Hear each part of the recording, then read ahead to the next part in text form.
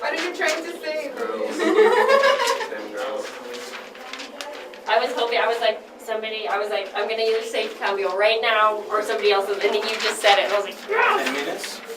your face. Yes. 10 minutes, okay. One? Yes?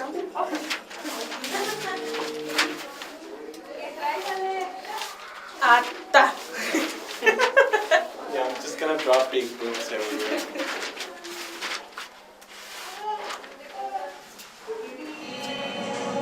It's just a word. Just call you fact.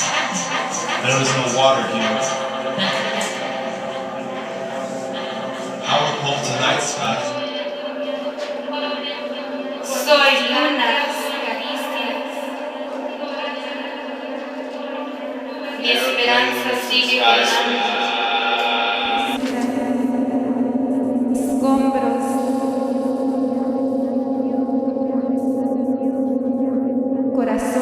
The spine holds electricity.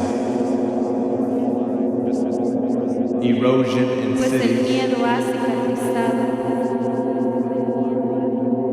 Look, girls who deserve it. Sky above on airplane wings. Girls like you. Airplane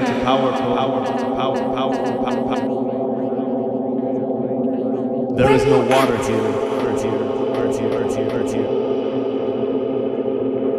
There is no attention here. All the stars we need on television. There is no attention here. Out crude me. Crackling.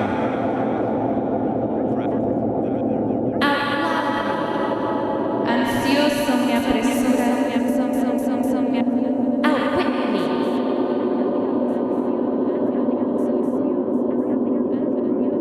No palta nervous system. Outwit me. Cactus needle.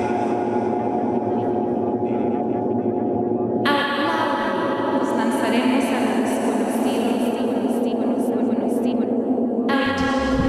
Árboles muertos. Winking his way.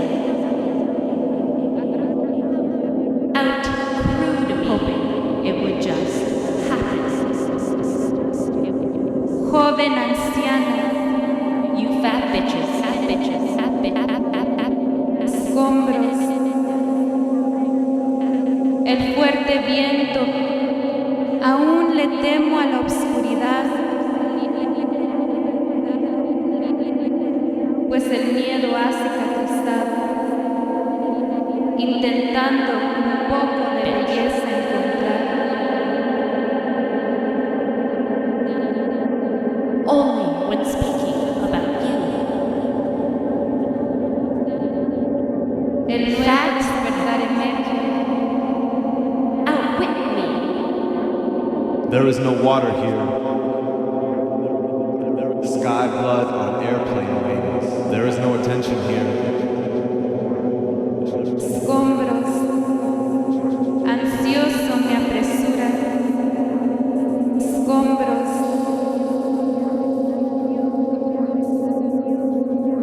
Corazones de Your guerra. spine holds electricity. Erosion in Pues el cities. miedo ha cicatrizado. Look, girls who deserve it. Sky blood on airplane wings. Girls like you.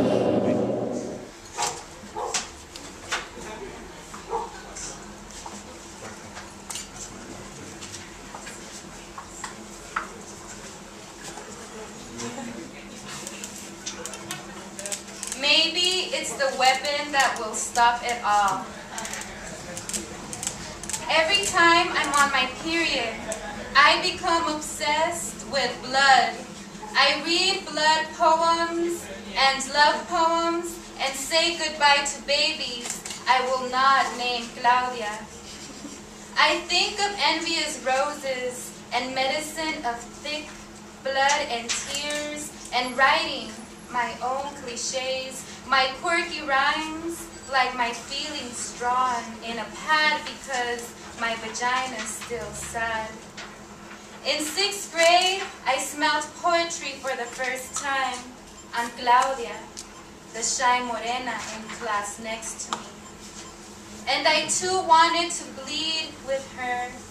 I wanted to whisper to her that desert blood smelled sweeter, like if the sun cooked it with love and his own cliches. Claudia, invite your amigas y yo las mías, and let's eat chocolate and have a period party. Let's have a political party, a love-making party, a moon-worshipping party, a red like a communist party, or a piñata party, a communion party. There's so much blood. It's war, Claudia. I want to kiss the music of its scent and let it be an offering of the flesh to the men who killed you and the men who kill us, literally and figuratively, drink us, beat us, and kiss us, and tell them that if they're thirsty for blood, We can give them our menstruation blood, our moon blood. It's thicker anyway, Claudia. It's sweeter anyway. Especially our desert blood, Claudia, that stops the wars. Claudia, that stops wars. He never really hit me. He never really had to. Because being shoved into a wall and tightening his grip so hard around my arm that it bruises is enough to know that one day he will. But it doesn't matter how hard you try to stay in line because the line shifts. See, he never really hit me, but he never really had to. I learned to adapt and to move when the line does, because one day he is checking my text, and the next day he confiscates my phone. I learned not to question when he grabs my hand and tells me he's the only person I'll ever need to talk to. And that's when I realized that line, it doesn't shrink, it only shifts. Because, see, he never really hit me, but that's because he never really had to. I knew my place. It was working 9 to 6, picking up our kid, getting the groceries, and coming home to make dinner and clean up, doing it without a car or fare for the bus, only to cry myself asleep again because he can't stop screaming about why I'm so late coming home. From now on, he informs me, I'm going to be home every day by 6, and he doesn't care if I have to run. So when people ask me how I lost that 40 pounds, it seems a lot easier to lie, because they don't want to think that it happened to me, that they knew me then, or that there was a reason I didn't call anyone for 2 years. See, he never really hit me, because he knew he didn't have to. What he did was not worn by a black eye on my face. It was carried in my mind. It was being called fact. It was left at the club and told myself to whore out for another ride, giving him the credit card and not asking questions. It's the silent treatment. It's him checking up on you and being taught to do things the right way because you do everything the wrong way. Because it's a slow and painful process of forgetting who you are in efforts to better control your movement within an ever-shrinking diameter that one day literally gets so small, it chokes you. Literally. See, he never really hit me. He never really had to. And that was enough to know that one day he would. Vancouzi. High as fuck! And they're calling your name. Laundry lines played with cello bows. Xylophones leaping from third-story windows. Serifs falling from signs. Mercury glitter, litter on the sidewalk. Young shadows with folded vertebrae. Glass on their lips. Smoking in public. Hastings Street. You call it Wastings Street. Cold sweats and dirty sweatshirts, you call them corpses in training. Former humans, hollow, a blight, bad for business. But let's keep things obvious. You wear good shoes to the heroin district. Condoms stuck to the sidewalk like used gum, black, all the function and flavor gone out of them. You are just visiting. You are just passing through. You are 1,000 cell phone cameras walking by, each one in a hurry, just passing through, quickly, eyes forward like civilized people, like soldiers. No glancing down the swollen throats of alleys, no leaves on the trees, no answering, no asking for direction, no change in your pockets, no, say no. Whatever they ask you, you say no. But no one chooses to live here once. Rather, each one chooses not to leave here thousands of times. Each time the needle pops in, stays a while. Tiny decisions, each one stained, soldered together like old church windows, mosaics in arguments with their many parts, pickpockets with inarticulate hands, slurring their movements like a drunk deaf man, shouting staccato in the intersection, tying up traffic like rubber, a vein, these sunlit sleepwalkers, good at excuses like cigarette smokers, tiny decisions here, lessons unlearned here, a curriculum of forgetting. But let's keep things obvious. Skyscrapers can't help themselves, right? They were born that way. The way that smoke was born to rise, pupils born to dilate, and pupils born to rise. But let's be blunt, you are a jacket and a carefully selected tie. They are a jacket and a carefully tied forearm. You have somewhere to be. They have nowhere to be but here. They mutter to people you can't see. You argue with cell phone towers that they can't see. You are ridiculous to them. They are ridiculous to you. What do you look like to them? Wearing your hurry on your faces like fake eyelashes, Van Cruising.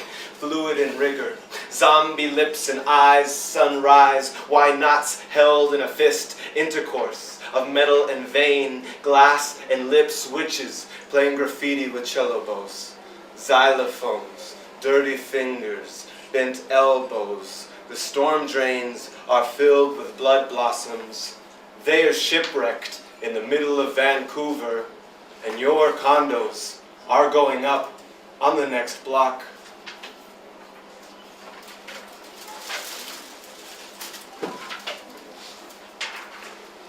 El grito de la chicana. He visto las mejores mentes de nuestra generación burladas, comenzando revoluciones on dirty dance floors and licking 19-year-old nipples, stroking crotches with hands marked with black X's, planeando protestas at the tap-in, sucking the dick of a famous artista, viejo past his prime, surrounded by the haunting eyes of his art.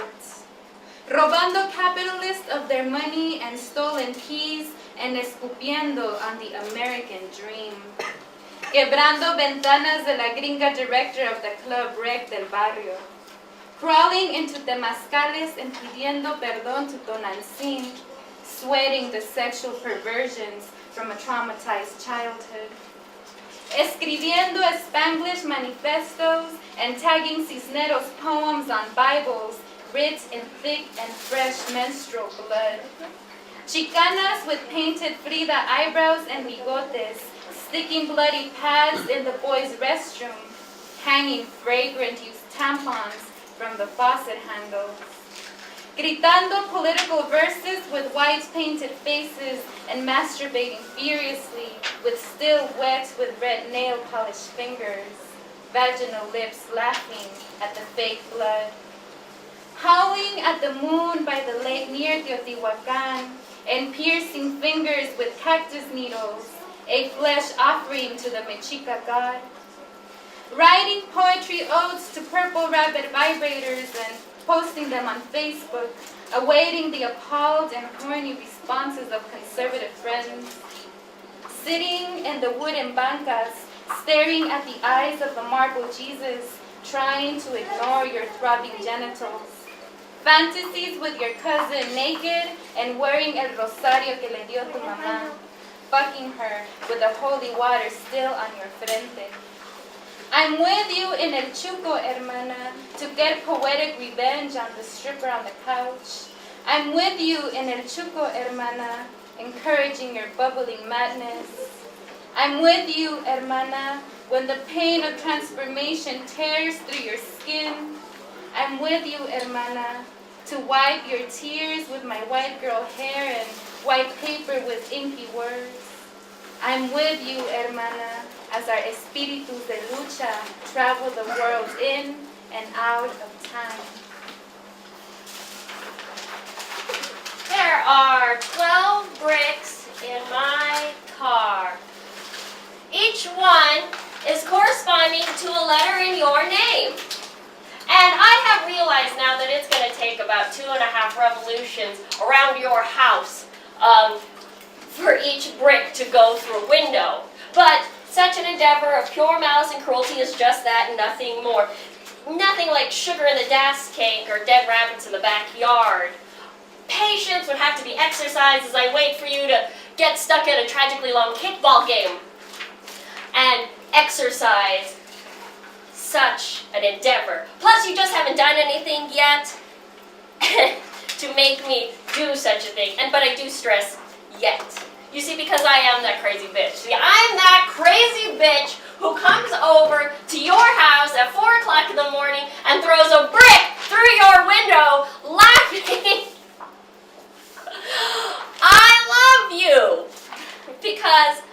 I love you so much, it's enough. It's enough to come over on a Tuesday night and make sweet and crazy love to you for at least 5 minutes, let you fall dead asleep, and snatch up your clothes and burn down your motherfucking house to the ground. But don't worry, it'll start in the garage with all those cans of paint thinner you didn't know you had. Just to give you enough time to wake up and smoke alarming beeping horror, put on your boxer shorts, grab your damn goldfish, and stand outside amid the mess of firefighters and police.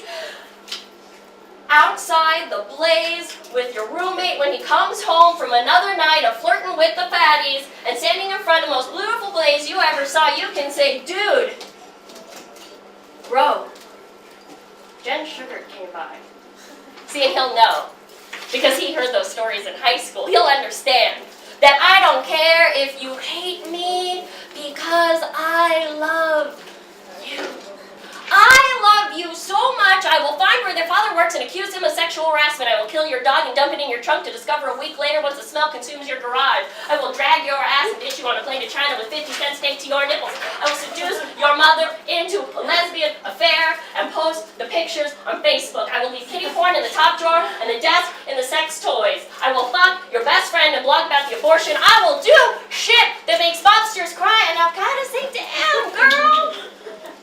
But I won't ever call you once it is said and done and over. But I can, however, make sure the PD does, the ADA, the CDC, the Red Cross, EPA, Visa, MasterCard, and the DMV do shit. I'm not whistling Dixie while you're in the shower. I'm taking notes, writing down numbers. But these aren't threats. These are signs and affirmations that my love for you grows exponentially. And I would never have thrown that brick through your window if I didn't love you.